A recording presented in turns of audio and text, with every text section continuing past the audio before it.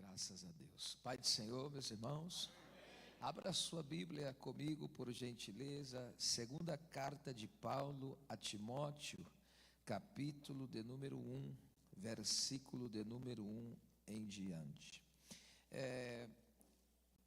A proposta de Deus para a nossa vida hoje, nesta manhã, é uma consolidação daquilo que Deus vem fazendo durante esses dias. Na sexta-feira, nós trabalhamos a questão da maior necessidade da vida cristã, uma necessidade urgente, que é ser cheio do Espírito Santo. Toda a nossa vida, do começo ao fim, tem que ser marcada pela presença do Espírito. Ontem, naquela linda noite também, falamos sobre o cumprimento da promessa, o batismo com o Espírito Santo e com fogo. E Deus foi louvado, pessoas aqui ontem foram batizadas, renovadas pelo poder de Deus, e a graça de Deus operou em nossas vidas. Agora, a proposta de Deus para esta manhã é uma consolidação, ou seja, o que nós vamos fazer após esse congresso. O que nós recebemos aqui não pode só ficar nesses 3 dias, isso tem que ser dado sequência, e esta palavra tem a ver com isso, com uma renovação e fortalecimento para o nosso dia a dia, amém? Vamos lá, repito a referência bíblica, 2 Timóteo, capítulo de número 1, versículo do 1 em diante. Diz o texto sagrado: Paulo, apóstolo de Jesus Cristo, pela vontade de Deus, segundo a promessa da vida que está em Cristo Jesus, a Timóteo, meu amado filho, graça, misericórdia e paz, da parte de Deus Pai e da de Cristo Jesus, Senhor nosso. Dou graças a quem desde os meus antepassados sirvo com uma consciência pura, porque sem cessar faço memória de ti nas minhas orações noite e dia, desejando muito ver-te, lembrando-me das tuas lágrimas, para me encher de gozo, trazendo à memória a fé não fingida que em ti há, a qual habitou primeiro em tua avó Lóide, em tua mãe Eunice, e estou certo de que também habita em ti. Por este motivo, esta razão, te lembro que despertes o dom de Deus que existe em ti pela imposição das minhas mãos, porque Deus não nos deu espírito de covardia, de temor, mas de fortaleza, que é poder, de amor e de moderação. Obrigado. Ocupai os vossos assentos. Nessa manhã tão maravilhosa, em que os céus já se abriram aqui sobre as nossas cabeças, e o poder de Deus está ativo, operando eficazmente em nossos corações. É preciso lembrarmos que quando nós fazemos uma leitura do tema da festividade, Atos 2, nós vemos ali o grande cumprimento da promessa, o derramamento do Espírito, e o texto declara: todos foram cheios do Espírito Santo. Passa-se os dias, passa-se os meses, a igreja está na sua marcha, a igreja está na sua caminhada triunfante, louvando a Deus, pregando Jesus, curando os enfermos, libertando os oprimidos e também sofrendo as pressões dessa vida, os levantes dos religiosos e as opressões espirituais. E dentro disso, dessas perseguições, agora você vê que há uma necessidade de viver um abastecimento, um reabastecimento espiritual. Em Atos capítulo 4, como falamos sexta-feira, os irmãos, a Bíblia diz que frente ao calor das perseguições, eles oram ao Senhor.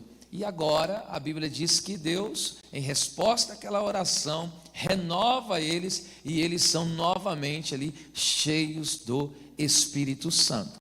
Nós temos uma necessidade de renovação, não é mensal, não é semanal, é uma renovação diária. O apóstolo Paulo, ele escreve aos Coríntios, ele diz: ainda que o nosso homem exterior, ele se deteriora, ele se corrompe. Contudo, entretanto, todavia, o nosso homem interior, ele se renova dia após dia. Então, o que eu recebi sexta-feira foi para sexta-feira. O que eu recebi para o sábado, eu recebi para o sábado. Mas o que Deus tem para mim é hoje. É hoje o que Deus tem para a minha vida. Porque esta é uma renovação constante e diária. E agora você perceba que esse texto fala de um grande desafio que Timóteo está vivendo, diante das adversidades e perseguições que a igreja enfrentava por conta do Império Romano. O Império Romano, os imperadores começaram a se declarar como Deus e Senhor. Isso confronta contra o cristianismo, que declara afirmativamente que só Jesus é Deus e Senhor. E ali começou-se uma perseguição ferrenha contra a igreja, onde muitos foram martirizados, lançados aos coliseus para os leões, outros foram queimados como velas vivas, outros foram cerrados ao meio, ou seja, uma tortura, uma perseguição tremenda estava acontecendo naqueles dias. E então esse problema era externo, vinha de fora, mas não só esse problema que Timóteo enfrentava e o estava intimidando, eram os problemas internos, porque surgiram muitos falsos mestres, falsos apóstolos, que estavam introduzindo, destilando uma falsa doutrina, e ali estava corrompendo a igreja. Então você veja que havia problemas do lado de fora, os externos, mas também havia problema pelo lado de dentro. E diante de toda essa situação que Timóteo está vivendo, ele se sente intimidado e começou a perder o vigor espiritual, a ponto de deixar o seu ministério de lado, a ponto de não exercer mais o seu chamado, a ponto de não mais, na nossa linguagem odierna que dizemos, não estava dando mais lugar para Deus. Os dons de Deus não estavam mais atuando na vida dele, porque aquele abatimento espiritual impedia ele de fluir na unção do Espírito Santo. Então agora é por isso que Paulo vê a necessidade de agora encorajá-lo a se fortalecer e buscar a renovação do Espírito Santo sobre a sua vida. E como é de costume, hoje vou fazer uma exposição do texto que nós lemos e começamos com o versículo 1 que nós lemos. Paulo começa a dizer para ele, segundo a promessa da vida que está em Cristo Jesus, no versículo de número 1. A promessa da vida, Jesus, a Bíblia diz que Ele é a própria vida. João 14,6, eu sou o caminho, a verdade e a vida.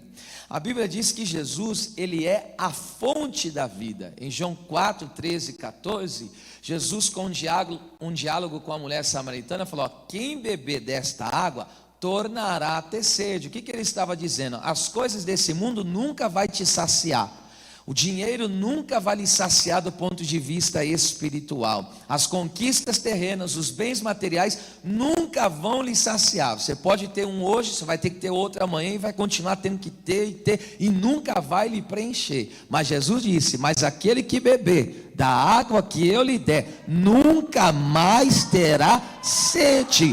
Porque a água que eu lhe der, essa lhe fará uma fonte a jorrar para a vida eterna.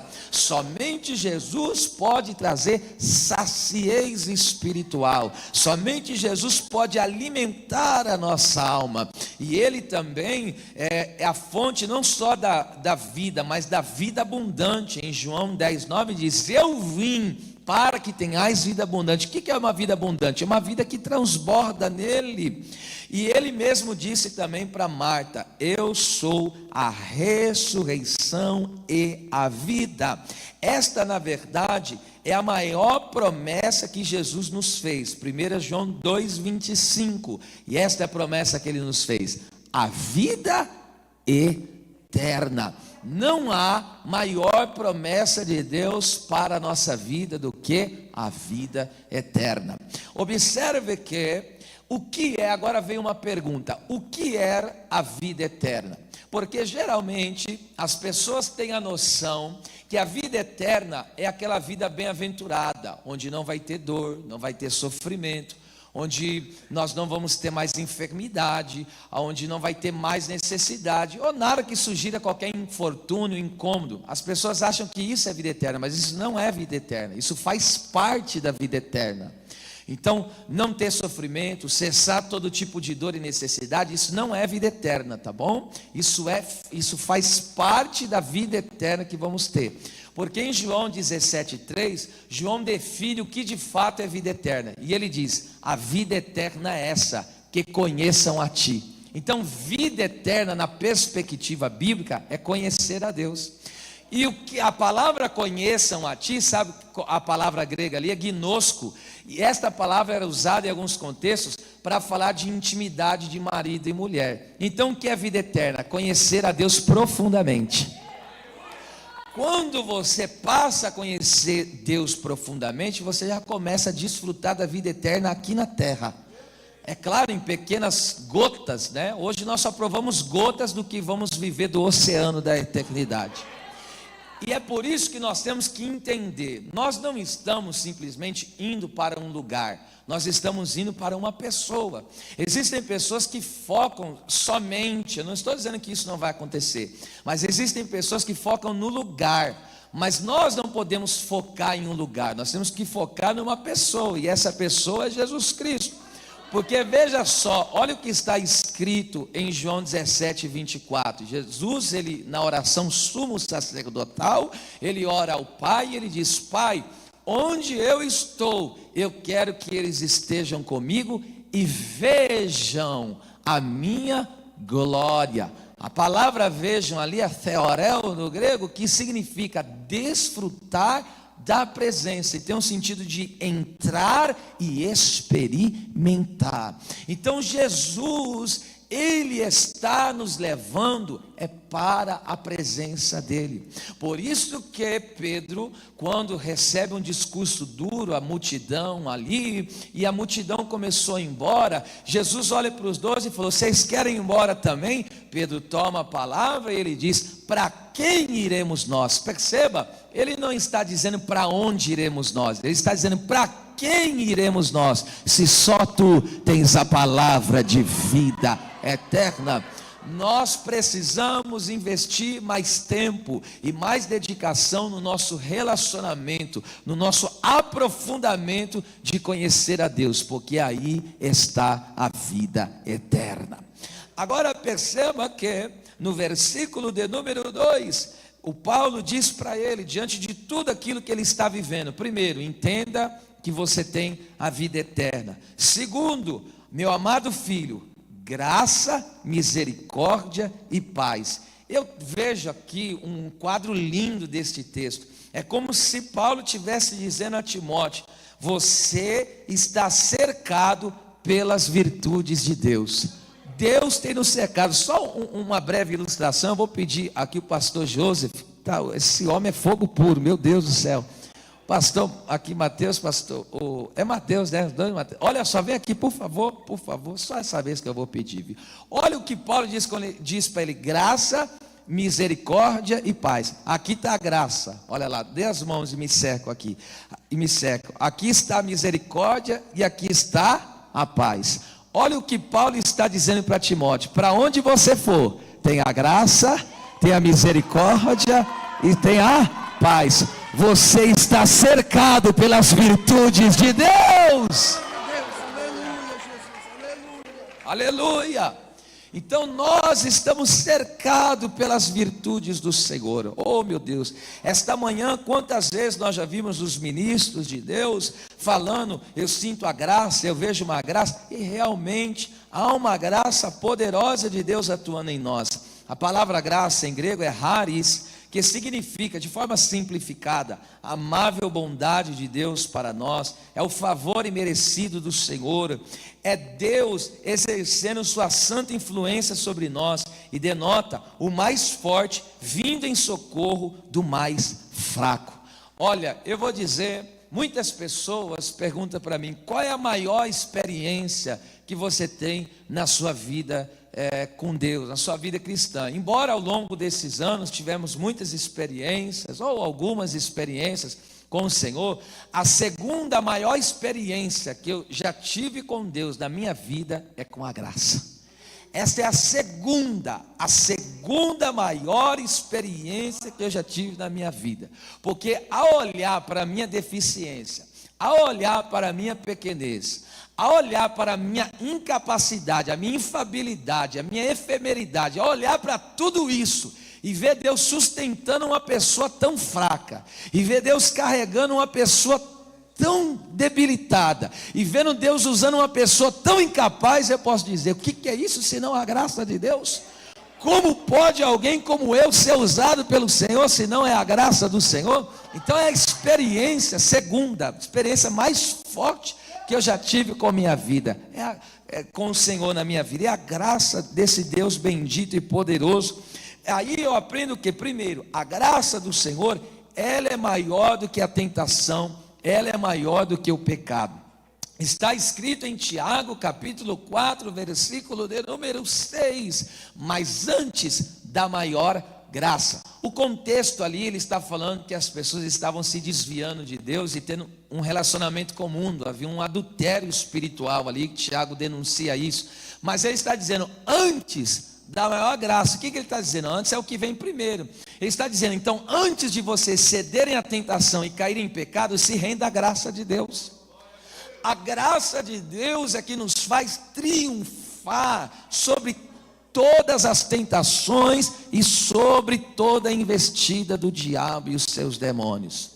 Eu tenho uma experiência, vivi uma experiência, e quando eu prego sobre graça, eu sempre cito esse testemunho, uma experiência pastoral, dentre as muitas que já vivemos. Uma pessoa, uma mulher chegou até a mim, e ela era viciada no álcool, e também ela vivia no lesbianismo, né? Uma mulher casada com outra. Isso, conforme a nossa fé, isso é contrário. Cada um vive do jeito que quer, mas a nossa fé, segundo o que está escrito, é contrário à palavra de Deus, correto?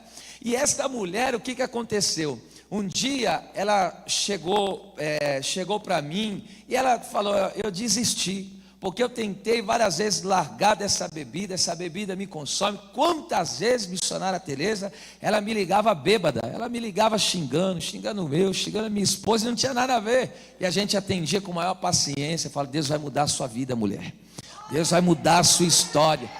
Aí chegou um dia que ela pegou, ela falou: nem eu não me aguento, eu tenho nojo de mim, pastor, nem eu me suporto com a vida que eu levo. A hora que eu penso em resistir, a hora que eu estou vendo, eu já estou deitado com aquela mulher de novo, eu já estou agarrada no copo de cachaça de novo. 27 anos nessa vida miserável. E ela chegou um dia para mim decidida a parar e desistir, e disse assim: pastor, para mim não tem jeito, pau que nasce torto morre torto. Eu até usei essa expressão, mas Jesus é carpinteiro que endireita madeira. E eu disse essas palavras para ela: sabe por que você até hoje não conseguiu vencer? Porque você está tentando vencer com as suas forças. Mas se você se lançar, a graça de Deus. Fazem 11 anos, todos os anos ela faz questão de me ligar: pastor, mais um ano.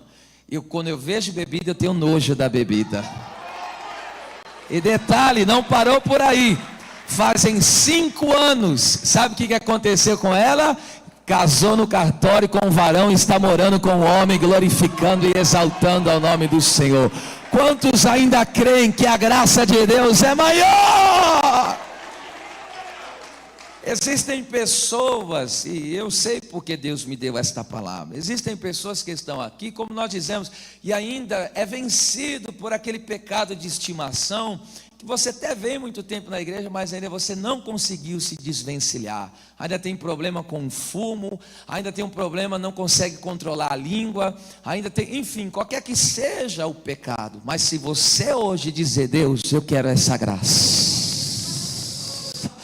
eu quero receber essa graça, Deus vai te agigantar, meu filho, e você vai triunfar. A graça de Deus, além de ser maior do que o pecado, a graça de Deus, ela é capacitadora. Paulo, quando escreve aos Coríntios, a segunda epístola, ele diz eu não sou nem capaz de pensar alguma coisa nova. Ou seja, do ponto de vista espiritual, sem a graça a gente não tem capacidade nem de pensar, meu filho. Em primeira carta de Paulo, capítulo 15 aos Coríntios, versículo 10, ele diz assim: a graça de Deus está para comigo e não foi em vão, porque eu trabalhei muito mais do que todos os outros apóstolos. Aí ele corrigiu: não eu, mas a graça de Deus que está em mim. Então ele está dizendo: tudo que eu faço é pela graça de Deus. Aí eu me lembro, outro dia, um jovem moço chegou para um pregador relevante, que já tinha um ministério consolidado, muito bem conceituado na nossa nação. E aí aquele jovem chega para o pregador e diz para ele: seu pregador, diga para mim, qual é o segredo do seu ministério? Por que você tem um ministério tão bem sucedido? Diga para mim, quantas horas por dia você ora? Ele falou: a graça. Não, pregador, eu estou falando quantas vezes na semana você tira de jejum para consagrar o Senhor. Ele falou: graça. Não, pregador, você não está entendendo, eu estou perguntando quantas horas por dia você lê a Bíblia. E ele falou: graça. Aí ele falou: não, você não está me entendendo. Aí o pregador disse: não é você, não é eu que não estou te entendendo, é você que não está me entendendo. Porque se eu oro, é pela graça. Se eu jejuo, é pela graça. Se eu leio a palavra, é pela graça. Se eu toco o instrumento, é pela graça. Se eu pastoreio, é pela graça. Se eu tenho uma vida de santidade, é pela graça. Se eu congrego fielmente, é pela graça. Se eu sou dizimista e ofertante, é pela graça. Se eu sou um verdadeiro adorador, é tudo pela graça. Ah, pelo amor de Deus. Mas a igreja que eu pastorei é uma bênção, graça. Ah, o povo que está comigo é uma bênção, é um povo avivado, graça. Aleluia, glória a Deus, glória seja dada ao nome do Senhor.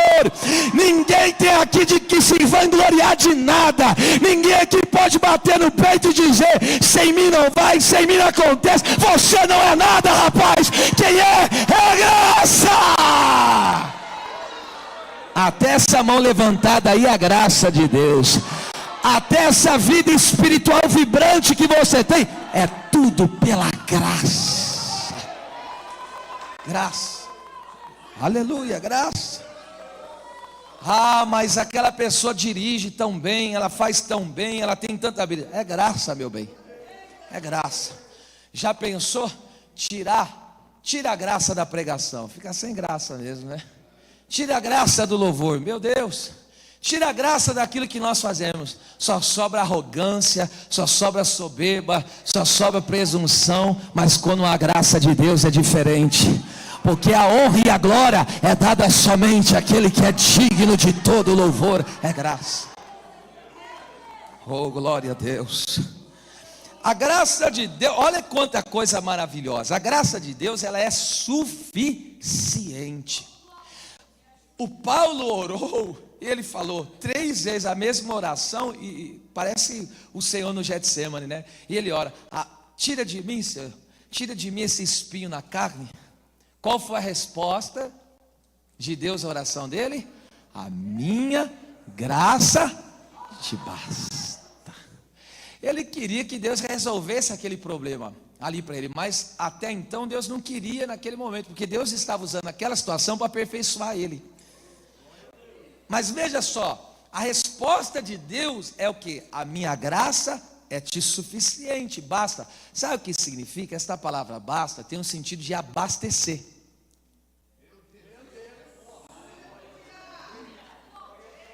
Deus está dizendo: quando você pensa que vai cair, eu te abasteço. Quando você pensa que você não vai ter mais força para caminhar, eu te abasteço. Quando você pensa que você vai desistir, eu te abasteço.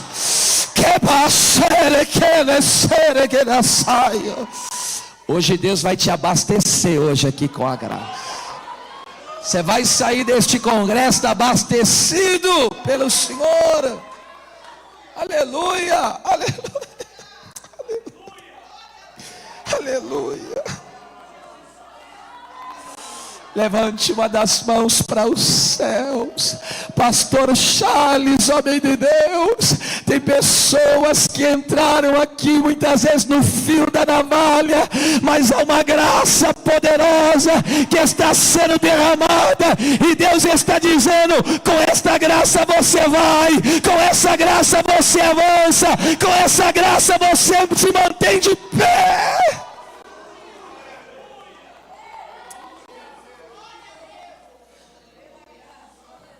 Quarto, a graça, eu poderia só ficar aqui, mas eu vou adiante. A graça ainda, ela é fortalecedora. 2 Timóteo mesmo 2:1, e Paulo falou para ele: no meio dessas lutas aí, meu filho, faz uma coisa, se fortifica na graça. Fortificar é se revestir com força, tornar alguém forte. A pessoa fortificada na graça não se deixa bater, nem dominar pela situação. Recebe a capacidade para superar os problemas, as situações difíceis. Você não vai estar abaixo dos problemas, você vai superá-los pela graça de Deus. Você acha que essa luta vai te derrotar? Você acha que esse problema aí vai te humilhar, te colocar para baixo a ponto de você desistir? Vai não, meu filho. Há uma força. Você já chegou aquele dia, oh meu Deus, que você falou: eu não sei como eu cheguei até aqui? É verdade. É porque é uma graça sobrenatural de Deus vindo sobre você. Sabe qual que vai ser o grande mistério? É quando nós chegarmos na eternidade, parece que eu vejo os anjos olhando para mim e para você. Isso aqui é coisa de pregador, tá? E olhando para você e dizer: mas como você chegou até aqui? Aí você vai dizer: pela graça. A graça me fez chegar até lá. Ok, glória a Deus por isso.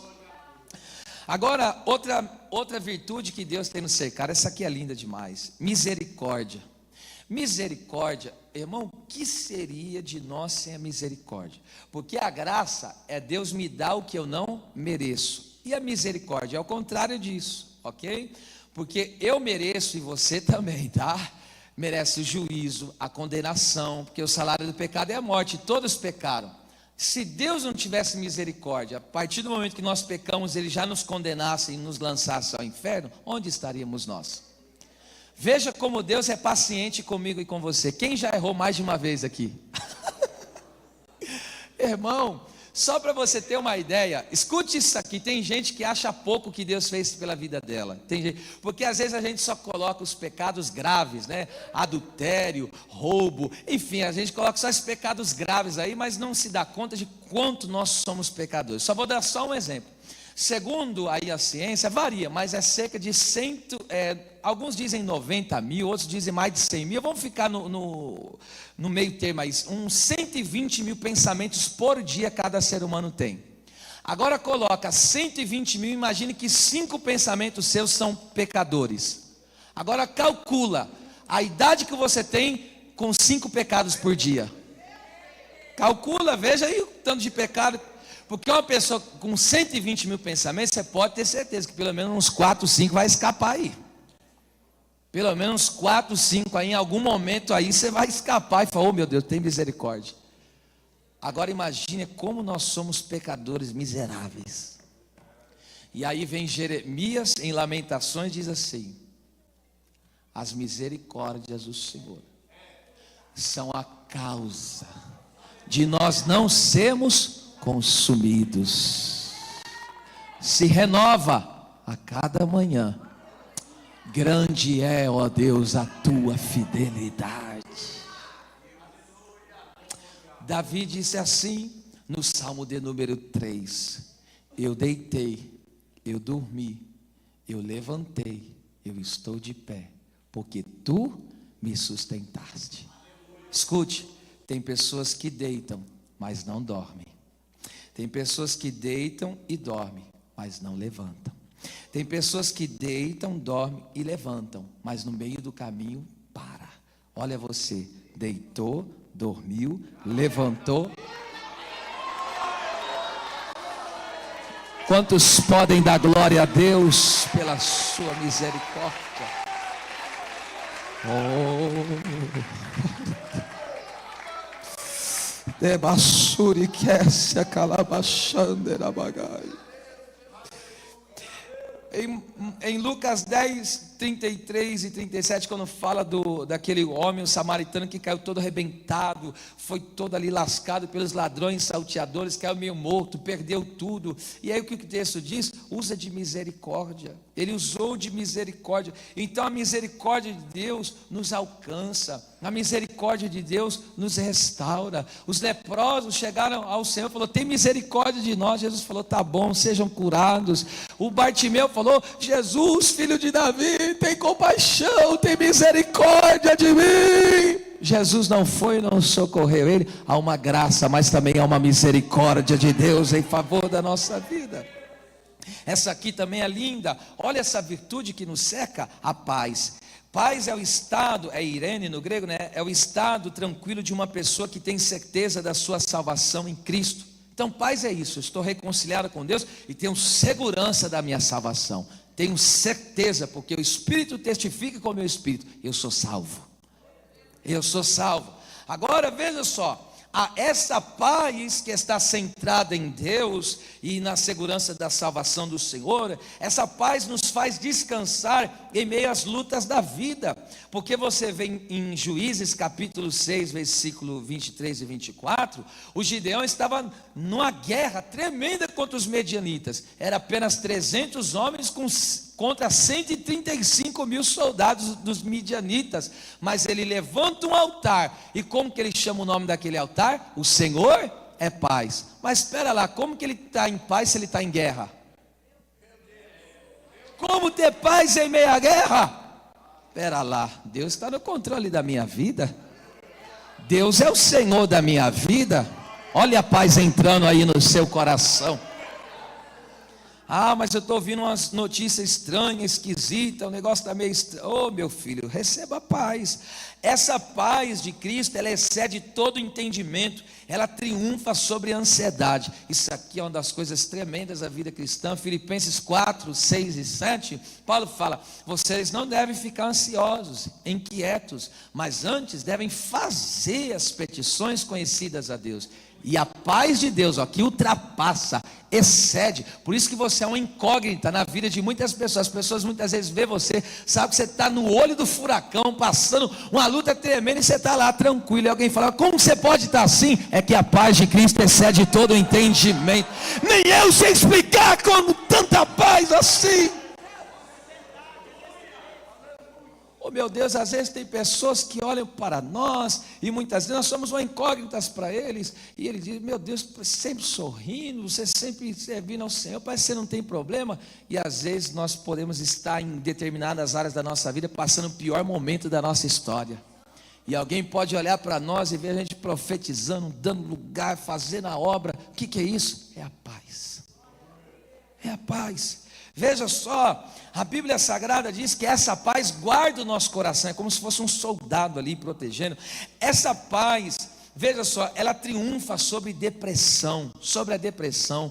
1 Samuel capítulo de número 1, a Bíblia diz que Ana, olha só, ela estava amargurada de alma, ela estava atribulada de espírito, ela só chorava copiosamente, não comia, perdeu o apetite, depressão pura.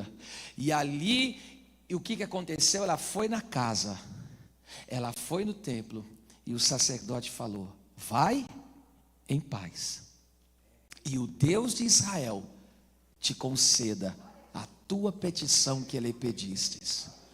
O texto diz: ela não viveu a resolução do seu problema. Ela saiu do templo e aparentemente o problema estava lá. Só que a Bíblia diz que o semblante dela já não era mais triste, e ela foi comer, se alimentar. Como explicar isso? A paz de Deus nos faz triunfar. E aí, quando ela ficou em paz, o que aconteceu? O que atormentava ela, Deus gerou no ventre dela. Para encerrar essa virtude aqui, irmos adiante, glória a Deus. Veja só que coisa tremenda. A Bíblia Sagrada diz que ainda os discípulos em João 20, 19 estavam com medo, e por causa do medo fecharam as portas. Veja, o medo fecha as portas. Não fica com medo não, fica na paz, meu bem.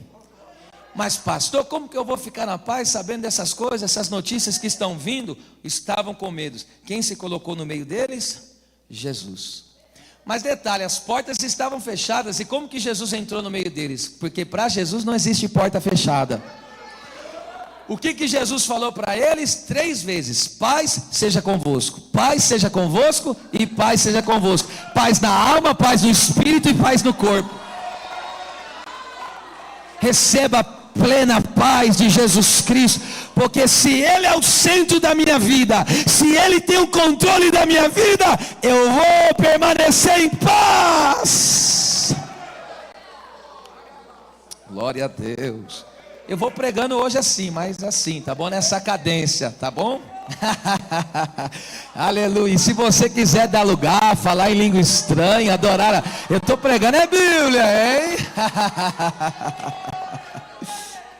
Verso 3: dou graças a Deus. Dou o quê? Graças a Deus. Diga forte: graças a Deus. Graças aqui, a raiz desta palavra indica coisas que produzem bem-estar. Toda pessoa que é grata, ela desfruta de um bem-estar espiritual. A gratidão é um sinal de prosperidade espiritual e satisfação em Deus. Agora eu vou dizer para você, vou começar com os mais simples, porque os mais tremendos são os espirituais. Mas os motivos terrenos, que são tremendos.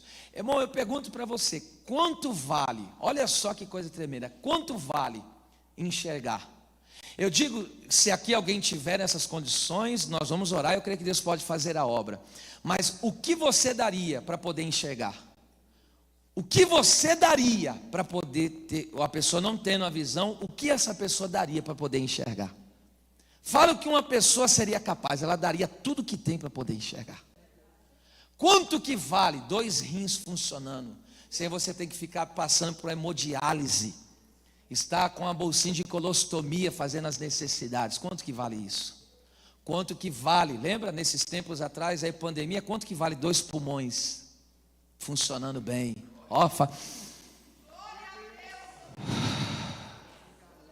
Quanto vale 2 ouvidos que ouvem? Quanto vale uma boca que fala? Quanto vale? Alguém já comeu hoje? Alguém tem uma casa para deitar, dormir aí?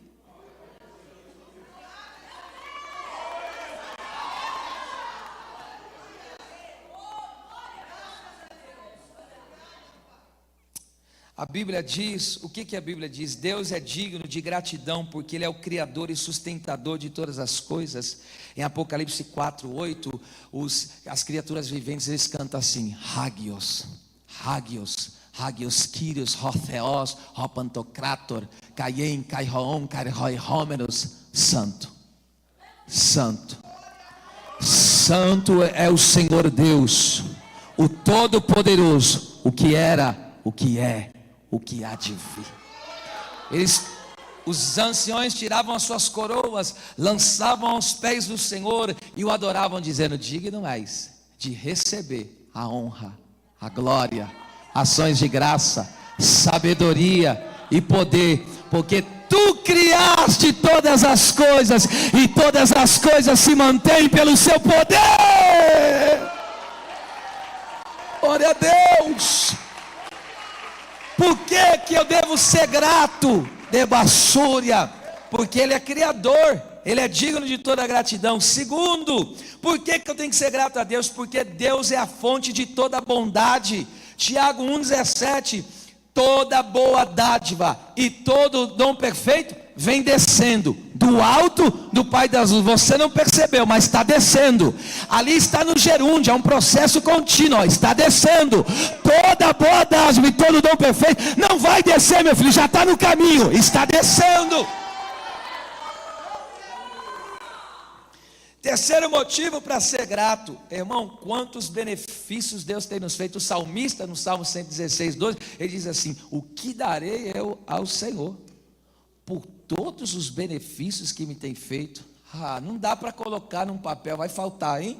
Para calcular todos os benefícios que Deus nos deu. A gratidão é a vontade de Deus para a nossa vida. 1 Tessalonicenses 5:18, nós temos que ser grato em em tudo sejamos gratos. A gratidão é o resultado de uma vida cheia do Espírito Santo. A Bíblia diz: enchei-vos do Espírito, falando entre vós com salmos, cânticos espirituais, salmodiando ao Senhor, e sempre em tudo dando graças a Deus Pai. Só um crente cheio do Espírito Santo será grato a Ele.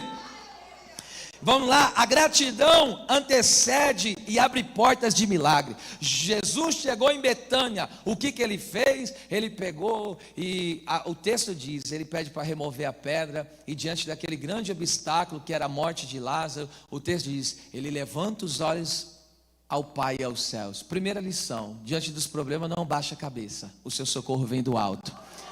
Segunda lição, olha o que ele diz: Pai, eu te dou graças. Espera lá, o milagre não aconteceu, mas ele já está agradecendo. Gratidão abre porta de milagre. Aleluia, aleluia. Agora vamos para as principais. Quanto vale ter o nome escrito no livro da vida? Quanto vale essa comunhão entre os irmãos? Quanto vale ser cheio do Espírito Santo? Glória seja dada. Eu vou te dar 30 segundos. Uma mão agora vai ser pouca. E eu vou te dar esses 30 segundos só para você levantar as duas mãos e começar a agradecer a Deus.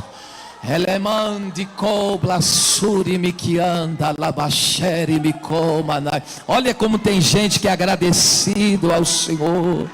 No meio dessas lutas, no meio dessas provas, não deixa de ser grato a Deus. A gratidão traz renovação e fortalecimento espiritual. Elabande cabachere me cova súbria. Terabachere me candura vasubri comanai. Grato a Deus, eu agradeço a Deus, agradeço, como diz o louvor, por tudo que tens feito, por tudo que há de fazer, por tuas promessas e tudo que és. Eu quero te agradecer com todo o meu ser, Senhor.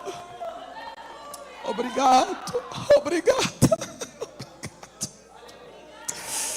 Obrigado pelas promessas, obrigado pela proteção, obrigado pelo cuidado, obrigado pela provisão, obrigado, meu Deus.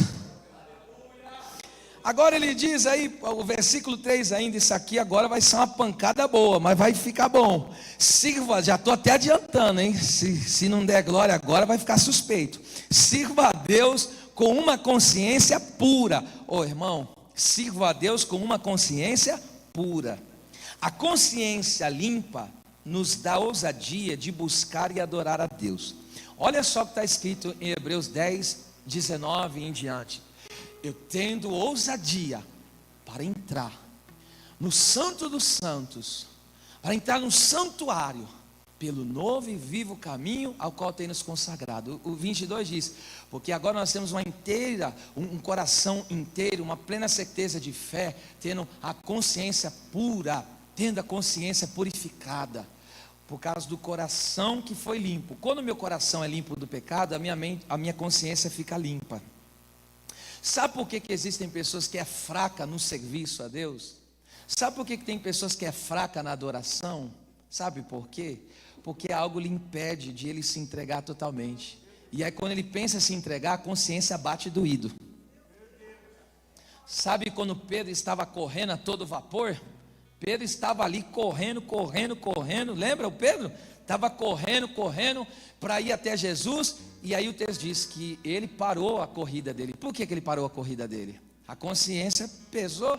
Ele tinha acabado de negar Jesus. Veja, a consciência pecada, a consciência contaminada, faz com que a caminhada da pessoa seja fraca. Aí ele lembra: como que eu vou adorar a Deus? Aí tem pessoas que podem estar aqui assim, nessa manhã. Aí o diabo pega e fica lutando com você. E aí fala: mas como você vai adorar a Deus? Você continua daquele jeito lá? Vai acabar o culto, você vai voltar a fazer as mesmas coisas. Romanos 8, 33 e 34. Quem intentará acusação contra os escolhidos de Deus? Se é Deus quem os justifica, Quem os condenará? Se foi Cristo quem morreu e ressuscitou, intercede por nós. Se andarmos na luz como na luz Ele está, temos comunhão uns com os outros. E o sangue de Jesus nos purifica. Olha, senti uma graça aqui, hein? O diabo não vai mais lhe prender. Essa acusação não vai ficar lhe batendo de dia e de noite. Porque você está aqui muitas vezes, aí o coração manchado e a consciência batendo. Aí você tentando fugir disso. Mas o Senhor está dizendo: eu sirvo a Deus com uma consciência limpa. Não tem ninguém que pode apontar o dedo e dizer. Sabe por quê? O diabo pode falar do meu passado, pode falar, mas não. Sabe por quê? Porque Jesus já pagou o preço. Jesus já pagou o preço. Jesus já pagou o preço.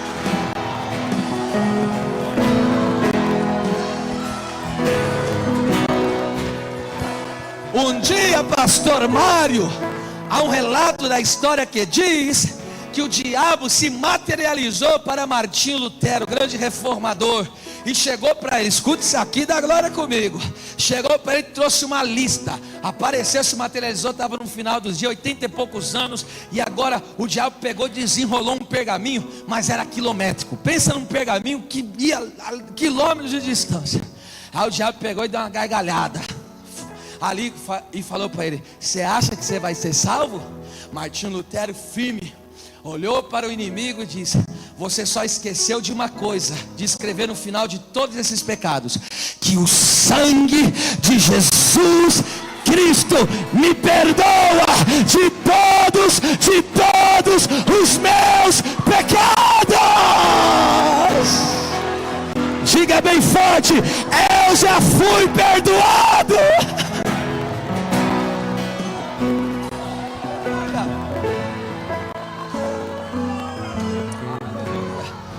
Você é livre. Você é livre. Aquele que confessa e deixa alcançará a misericórdia. Por que eu digo que a pessoa que tem a consciência manchada, a adoração dele é presa, a vida cristã dele é amarrada? Foi isso que Deus falou para Josué. Josué saiu para ir na guerra, e aí de repente os exércitos foram abatidos. Ele falou: Senhor, por que o exército está abatido? Por que o povo está fraco? Por que o povo não sente mais nada? Por que o povo está vazio? E Deus falou para Josué: levanta, meu filho, tem coisa errada no meio do arraial, tem pecado escondido na tenda, mas passa de tenda em tenda e diz: dá glória àquele que travar o glória. Aquele que não tiver confissão, aquele que não tiver adoração, é porque tem coisa escondida. Mas quem é livre, quem está livre, adora a Deus.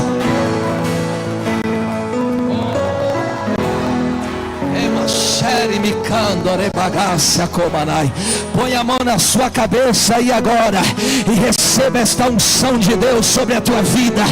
O diabo não vai mais lhe prender, não vai mais lhe amarrar. Você tem a liberdade que o sangue de Jesus te trouxe. Nada vai parar a sua caminhada, nada vai parar a sua trajetória.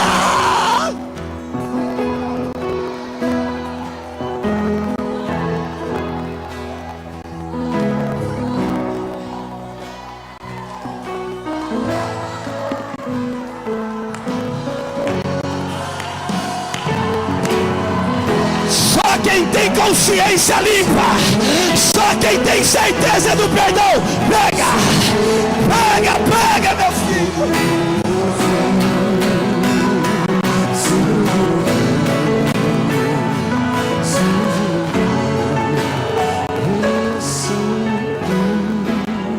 Hoje você vai pegar tudo aquilo que o inimigo tem colocado diante de você. Você vai colocar os pés no Senhor. Você não vai ser mais manietado. atado, preso, porque o sangue de Jesus nos dá liberdade. Se o Filho vos libertar, verdadeiramente sereis livres. E se você está livre, não tem nada que te prenda, não tem nada que te amarra, não tem nada que segura essa boca, não tem nada que amarra esse coração. Pode estar na prova, mas tem louvor. Pode estar na luta, mas tem adoração. Pode estar passando apertos, mas tem Deus na sua vida. Tem Deus na sua vida. Tem Deus na sua vida.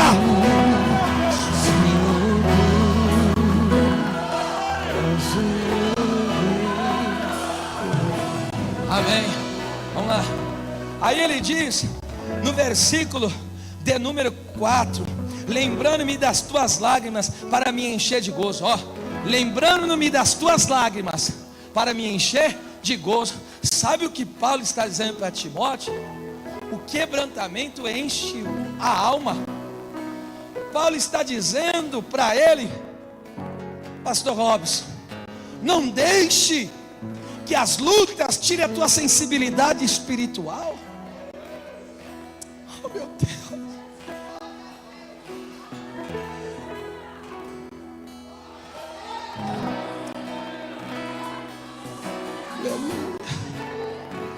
Não deixe essas lutas tirar a tua sensibilidade de ouvir a voz do Senhor. Oh meu Deus do céu. Levante as duas mãos para os céus, que está descendo sensibilidade do Espírito de Deus aqui agora. Quem é sensível não precisa de muito para falar em língua estranha.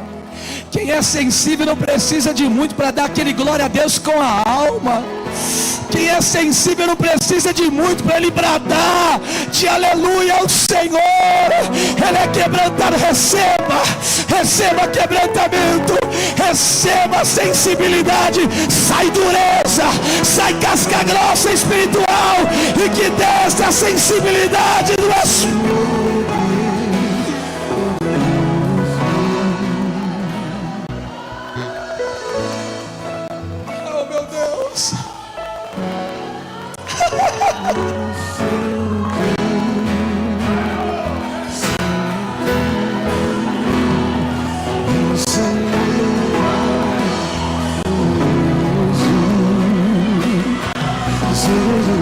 Que se manifestem os sensíveis, que se manifestem os quebrantados, que se manifestem os quebrantados.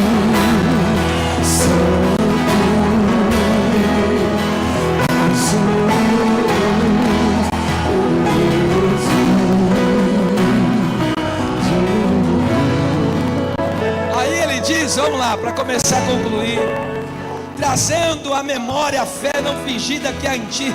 Sabe o que significa não fingida? É uma fé sincera, sem disfarce, é uma fé verdadeira, sem máscara, é uma fé genuína, é aquela que não se apaga diante da fornalha da vida. Tem pessoas que olham que é para usar a fé, o calo apertou, a dificuldade chegou, aí a hora que é para usar a fé, cadê a fé? Não era fé, era um disfarce. Era uma fé fingida. Era uma fé fingida. Hora que era para ele demonstrar a fé que ele tem no Senhor. Porque escute isso: as lutas da vida só são para nós demonstrarmos a fé que Deus nos deu.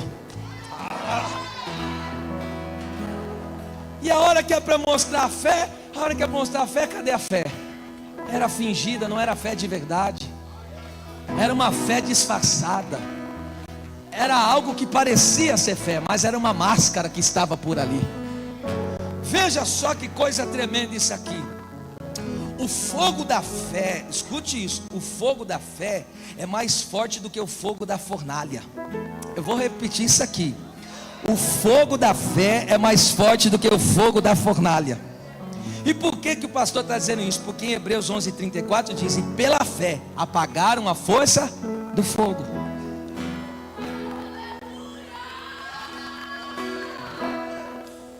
Pela fé apagaram a força do fogo. O fogo da fé é mais forte do que o fogo das aflições.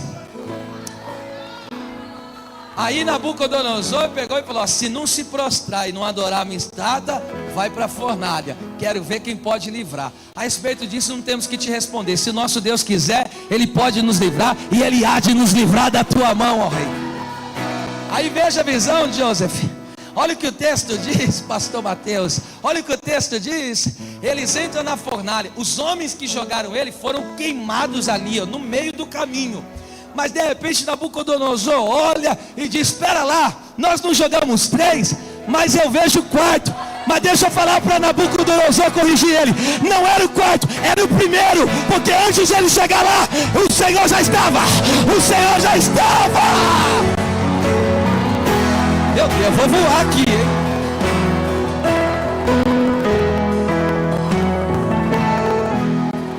Olha ali.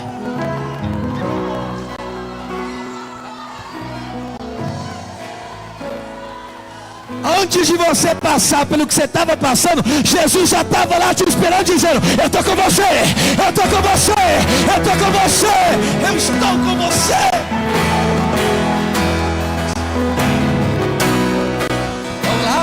Aí sabe o que diz a Bíblia?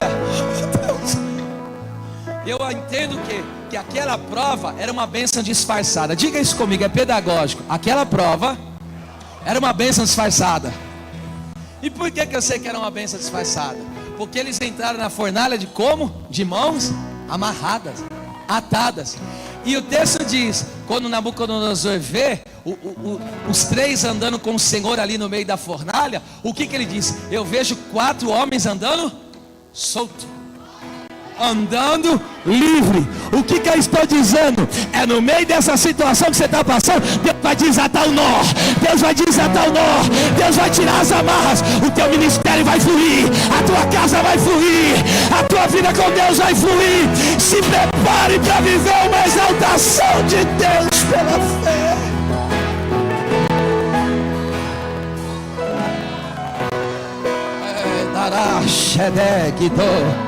É pra baixada, acaba, sube, quebe, daracanda, arabaxande, comanai. Verabá, comente, quebe, darachande, cabaçúria. E bichou, prenergue, amante, cobra, chai. Tirimicande, cobra, xéria. É fogo de fé, é fogo do Espírito, é fogo da presença. Meu Deus do céu. Pra gente encerrar agora, meu Deus. É bom altar grande assim que a gente anda bastante. Aleluia. Oh meu Deus. Agora vamos lá. Olha o que Paulo fala para ele. Agora está aqui o grande mistério. Ô meu filho, versículo de número 6. Diante de tudo isso, olha o que ele falou, ó. Por este motivo te lembro que despertes o dom de Deus. O dom é do Espírito Santo. O fervor é do Espírito Santo. O renovo é do Espírito Santo. Por esse motivo, que motivo? Por causa do motivo que você tem a vida eterna. Por causa do motivo que você está cercado pelas virtudes de Deus. Por causa do motivo que você tem gratidão a Deus. Por causa do motivo que você serve a Deus em uma consciência pura. Que você é quebrantado ao Senhor. Que você não tem uma fé fingida. Por todos esses motivos, eu só tenho uma coisa para te dizer, Timóteo: deixa queimar. Deixa queimar. Deixa queimar. E por que deixa queimar? Porque a palavra despertes, escute, encerramos aqui, significa pôr fogo, reacender, manter a chama acesa em seu nível máximo, ser fervoroso. Eu vou repetir tudo de novo. Despertar aqui significa pôr fogo, reacender, manter a chama acesa em seu nível máximo. Deus não quer fogo baixo não, Deus quer o nível lá em cima. É nível lá em cima. E esse fogo que Deus tem acendido, que é o fogo do Espírito, aqui nesses dias, aleluia, dentro daquilo que Deus já vem fazendo através da vida dos nossos pastores, louvado seja o nome do Senhor, na ministração diária, alimentando o povo. Esse congresso só vem só para dar um reforço a mais daquilo que Deus já tem fazendo. E aí sabe o que vai acontecer? Esse fogo vai continuar pegando. Deus vai começar a despertar. Tem despertamento para a igreja, tem despertamento e renovação espiritual para o povo de Deus. Deus, porque Deus está dizendo: pega hoje a tua ferramenta de trabalho e incendeia ela. Pega a tua ferramenta de trabalho e põe fogo.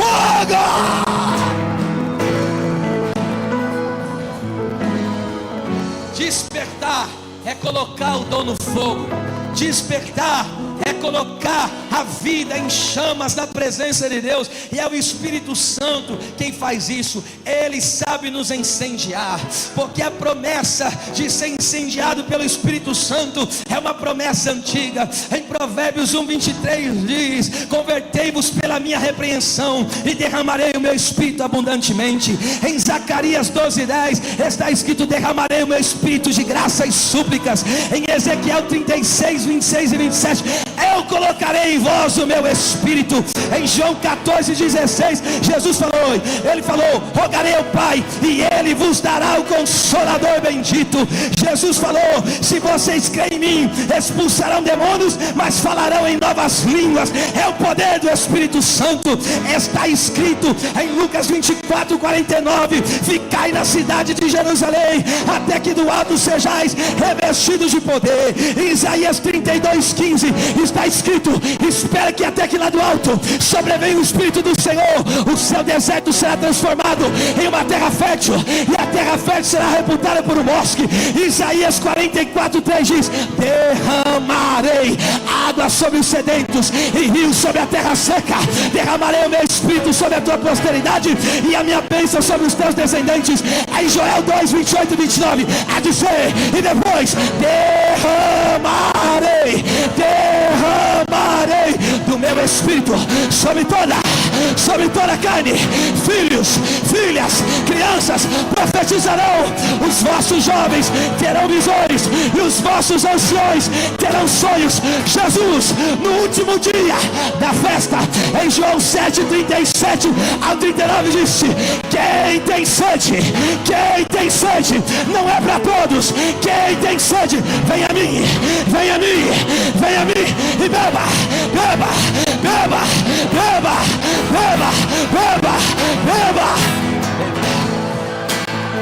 Ela baixando, era bacana basúria, era baixando comanai. Escute aqui agora comigo, fica de pé. Deus vai fazer um negócio aqui. Uramachande comanai. É noite de colocar, aleluia, fogo na ferramenta de trabalho. É noite de colocar fogo nos talentos de Deus. Tem pessoas aqui que há dias, há tempos não falam em línguas, e hoje o diabo não vai te prender, porque o sangue de Jesus já te purificou. Hoje você vai entregar tudo que você tem para entregar para Deus. Hoje Deus vai renovar, hoje Deus vai restaurar, hoje Deus vai fortalecer, hoje o Senhor vai acender a chama. Bem baixinho, nós já volta com tudo. Eu quero só a igreja começar buscando agora a presença de Deus. Deus vai começar a derramar renovação e dons espirituais aqui. Deus vai renovar dons espirituais. Se você puder, põe a mão no ombro de alguém e começa a orar mas é orar com fogo mesmo.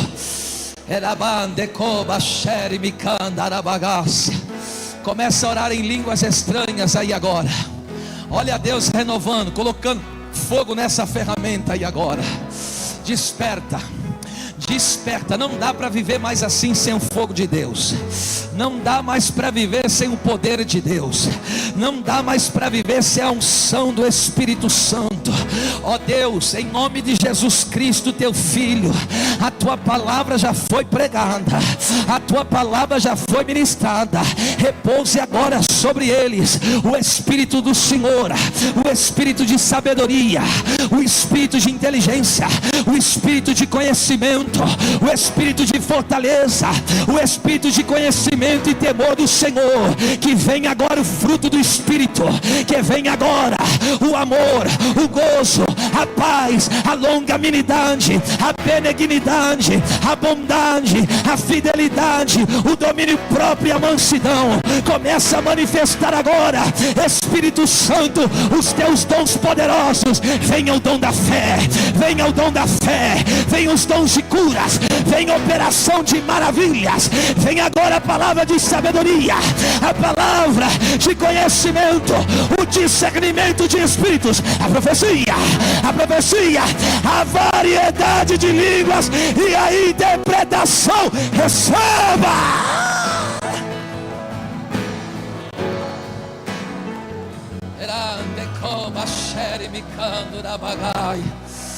Começa a falar em línguas estranhas aí.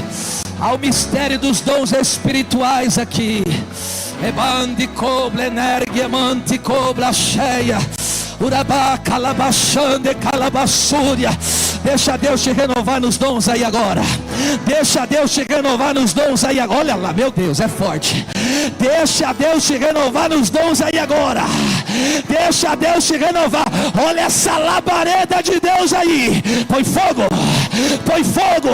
É fogo no nível máximo. É fogo no nível máximo. É fogo no nível máximo. É fogo no nível máximo. É fogo, olha lá.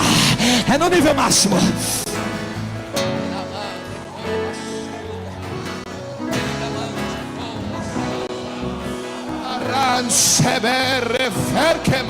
Eu sou o Deus dessa casa. Eu me manifesto no meio do meu povo. Estou assentado em um alto e sublime trono. A minha santidade se manifesta entre vós. Eu, o Senhor, purifico e limpo. Eu, o Senhor, manifesto o meu grande amor. E estou manifestando uma graça maior. Porque eu conheço o desejo do meu povo. E sei também aqueles que têm sido constantes e também inconstantes na fé. Mas eu faço uma obra de solidez e firmeza. Porque levanto os meus com poder e autoridade. E aquele que está atento ao meu chamado, eu me manifestarei.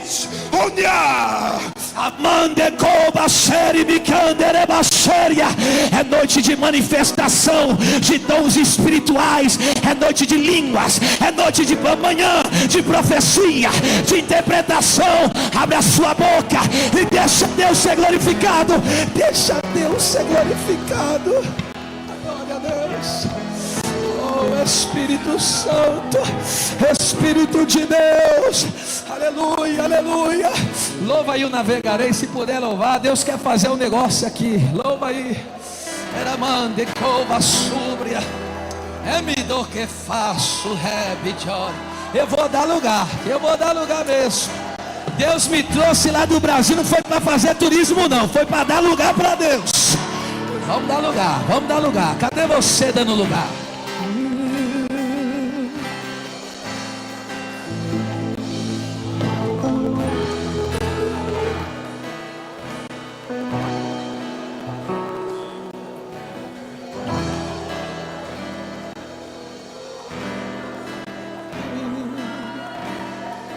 No oceano do Espírito, e ali adorarei ao Deus do meu amor. Eu adorarei ao Deus da minha vida.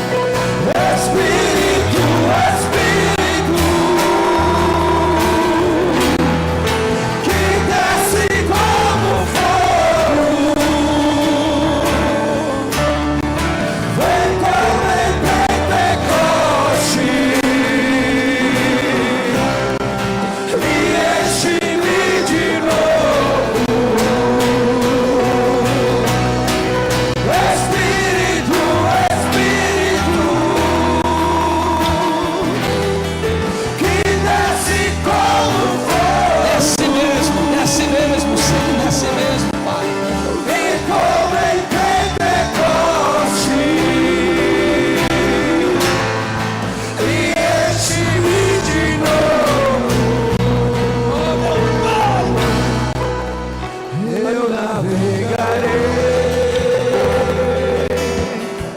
no oceano do Espírito, e ali adorarei ao Deus do meu amor. Eu adorarei. Adore, é o último dia desta festa. Adore a Deus. Se entregue a Ele. Viva esta obra de consistência. Sem nenhuma explicação. Vem Espírito, vem Espírito. Batiza com teu Espírito, Jesus. Batiza agora. Dá agora autoridade e poder para esse crente falar em línguas pela primeira vez. Receba, seja cheio agora. A promessa do Espírito é uma promessa para ser crida, é uma promessa para ser vivida, é uma promessa para ser buscada. Receba!